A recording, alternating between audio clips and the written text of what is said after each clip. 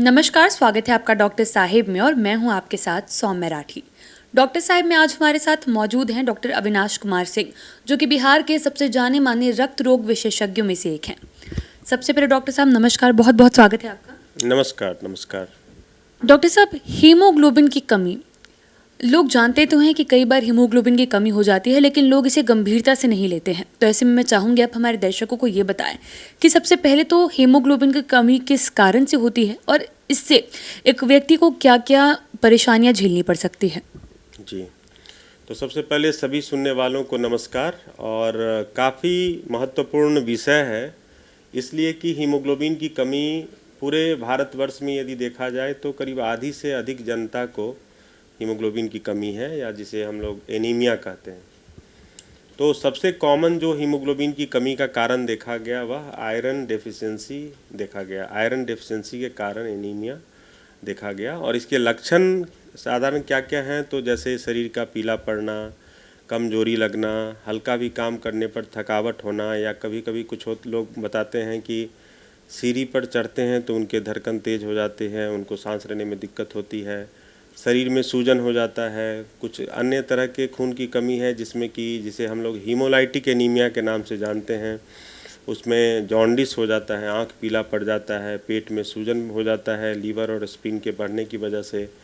और जिस कारण से हीमोग्लोबिन की कमी हुई है, जैसे यदि कभी कभी ब्लड कैंसर्स के वजह से भी हीमोग्लोबिन की कमी होती है, तो उसमें होता है मरीज़ को बुखार लगने लगता है, जोड़ों में सूजन हो जाता है, जोड़ों में दर्द रहता है, कमर में दर्द रहता है, वज़न कम हो जाता है, भूख कम लगता है। तो बहुत सारे सिम्टम्स हैं जिस कारण से हम लोग, जिसे होने पर हम लोग सस्पेक्ट कर सकते हैं कि किसी को हीमोग्लोबिन की कमी है या नहीं है। और उसके लिए हम लोग नज़दीक के किसी हीमेटोलॉजिस्ट से मिल करके जांच करेंगे। और जो सबसे पहला जांच है वह कंप्लीट ब्लड काउंट टेस्ट किया जाता है कि व्यक्ति को हीमोग्लोबिन की कमी है या नहीं है। जी डॉक्टर साहब, लोग कैसे लक्षण पहचाने हीमोग्लोबिन की कमी के लिए, जब अलर्ट होना चाहिए कि अब डॉक्टर से मुलाकात कर ले। हाँ, तो जैसा मैंने बताया कि ये सारे लक्षण हैं, इन लक्षणों को आप यदि किसी में देखते हैं या यदि आपको खुद लगता है कि इस तरह के कोई सिम्टम्स हैं, और ख़ासकर बच्चों में ऐसा भी देखा गया है कि हीमोग्लोबिन की यदि कमी हो तो उनकी मेमोरी कमज़ोर हो जाती है, उनके मार्क्स जो है मेहनत करने के बाद भी उतने अच्छे नहीं आते हैं। तो इस तरह के सिम्टम्स यदि किसी में दिखें तो उन्हें ज़रूर अपने किसी नज़दीक के हीमेटोलॉजिस्ट से मिलना चाहिए। और कुछ जांच है, जैसा मैंने बताया कि कंप्लीट ब्लड काउंट टेस्ट होता है, सीबीसी टेस्ट होता है, जिसमें हीमोग्लोबिन का टेस्ट होता है। उसे पता चलता है कि जो हीमोग्लोबिन का लेवल है वह नॉर्मल है या कम है। और फिर हम लोग कारण पता करते हैं कि हीमोग्लोबिन की कमी क्यों हुई है, और उस कारण का इलाज करने पर फिर हमारा हीमोग्लोबिन ठीक हो सकता है। जी डॉक्टर साहब, कई बार ये बताया जाता है कि अनार खाने से या बीटरूट खाने से या फिर ऐसी जो लाल चीज़ें होती हैं वो खाने से हीमोग्लोबिन अगर कम है तो वो चीज़ ठीक हो जाती है। क्या ये बात सही है? हाँ, ये ऐसा तो प्रचलन है ही। जैसे हम तो जितने भी एनीमिया के मरीजों को देखते हैं वह लोग ये इन तरह की चीज़ों के सेवन करके ही आते हैं हमारे पास। तो सबसे ज़्यादा सभी लोगों को जानने की ज़रूरत है कि हमें जानना है कि ये हीमोग्लोबिन कम क्यों हुआ। अब मान लीजिए किसी का हीमोग्लोबिन की कमी थैलेसेमिया मेजर की बीमारी से है, तो उन्हें हम कितना भी अनार या चुकंदर खिलाएंगे उससे कोई फ़ायदा नहीं होगा। लेकिन सबसे कॉमन जो कारण हीमोग्लोबिन की कमी देखी गई है वह आयरन की कमी है।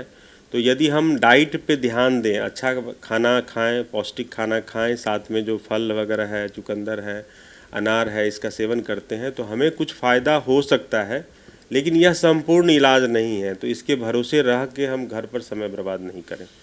जी डॉक्टर साहब, इस चीज़ का इलाज किस तरीके का होता है और अगर लोग इलाज को लेकर लापरवाही करते हैं तो उसके परिणाम क्या हो सकते हैं? जी, तो जैसा मैंने बताया कि पहले हमें पता करना है कि हीमोग्लोबिन की कमी क्यों हुई। जैसे मान लीजिए कि आयरन की कमी है और वह न्यूट्रिशनल डेफिशिएंसी है, तो हम लोग आयरन सप्लीमेंट देते हैं, आयरन के टैबलेट्स देते हैं। यदि विटामिन B12 की कमी है तो विटामिन के इंजेक्शंस लगाए जाते हैं या टैबलेट्स चलता है।